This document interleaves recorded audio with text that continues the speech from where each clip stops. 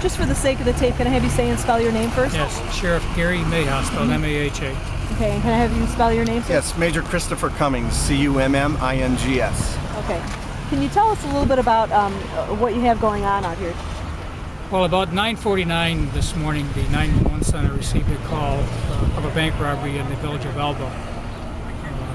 We notified all surrounding police agencies, state police, Batavia police, sheriff's offices were converging on the area. We got a description of the vehicle by a witness who happened to be in the area of the bank. It was a black SUV. It was headed south on Road 98, occupied by some black males. Sergeant Corey Harmer of the state police was headed towards the scene, saw the vehicle, was chasing it down Town Line Road. He lost the vehicle because of the distance, the speed it was traveling. It appears that two of the suspects were abandoned here, or jumped out of the vehicle here at 63 at Town Line Road. The driver continued south on 63. He drove him back to some houses on 63 where he got stuck. He was apprehended out in the field after a search. Another suspect was apprehended back in this wooded area to the west of us, and we're looking for a third suspect at this time.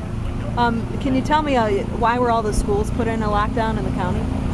We notified Oakfield School of the situation, and evidently they notified BOCES, from what I understand, and BOCES gave a direction to lock down the schools just to be on the safe side. What the information we had is there were weapons displayed, at least 2 handguns. So that was enough to warrant that? Well, that was their decision. We notified the school, and they made the decision to lock it down. Okay. Tell me about the incident at the bank. We don't have a lot of details yet.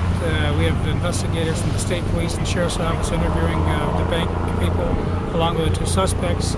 The state police, as you can see, have a lot of resources here. We appreciate their assistance. We're trying to contain this third suspect in this particular area. Not usually when somebody robs a bank in Buffalo, Rochester, it's not this extensive. Tell me why this is like this. Well, we're in a more rural area, and there's a large area here to cover. It's not like a more urban area where you're more condensed. Sir, can we ask you a question about the search that's going on right now? They're still searching for one more, and you're using your helicopter? Yes, it's a coordinated multi-agency effort in order to try to capture the subject that remains at large in response to this bank robber. They were reported as being armed, so we do have that concern that the individual may be armed. That was the report. So it's important that we try to obtain this individual, bring him into custody before he can do any further injury or damage to anyone else. Tell me what are some of the you have your canines out too?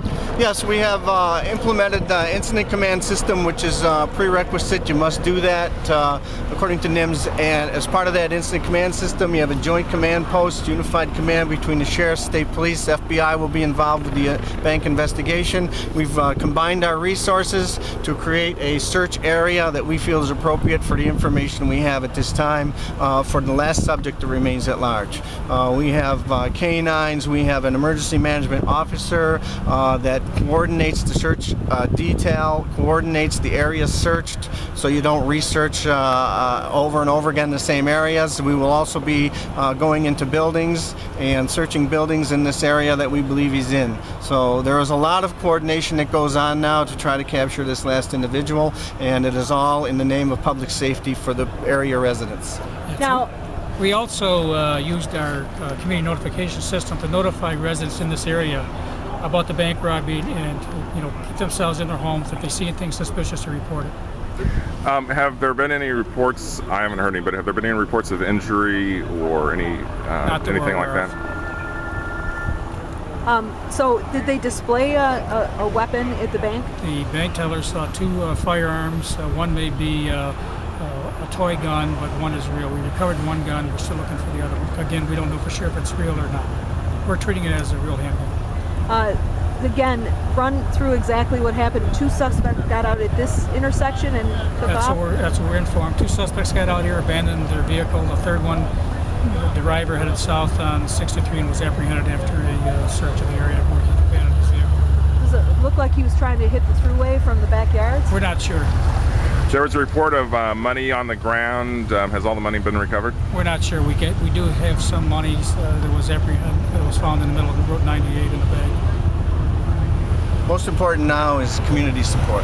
Now we need the community to step up and report any suspicious activity or suspicious persons they see in the area, especially right here in the town of Batavia, around the Batavia Town Line Road.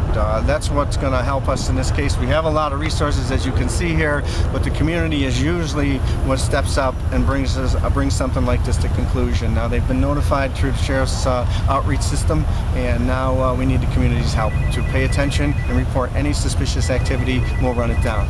You've also had some important tips from witnesses. Yes, we did. Right? Yes. Anything else? No. Okay. Great. Okay.